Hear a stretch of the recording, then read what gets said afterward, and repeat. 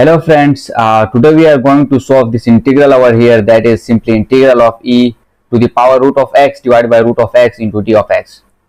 Now if we look at this integral closely, it seems really difficult to solve this integral, but we can solve this integral within 2 to 3 steps. The first thing is that you can see here, you can see that e to the power root of x divided by root of x. So I will just use this root of x as u. Now if I substitute u is equal to root of x, and as you know that if we are using this substitution method, then we have to take the derivative of u with respect to d of x. So if I take the derivative of u with respect to d of x, du over dx is equal to 1 over 2 x into minus 1 over 2. This is my result after derivative this u is equal to root of x with respect to x. So if I rearrange this, simply I will get du over dx simply is equal to 1 over 2 root of x.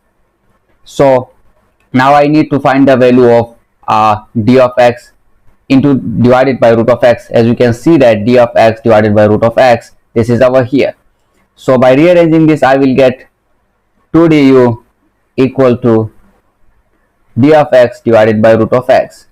Now just you need to plug in the values of u and this dx divided by root of x. So then I will simply get e to the power u is my root of x, and this 2 into du. This 2 into du is simply equal to dx over root of x, that is this part over here.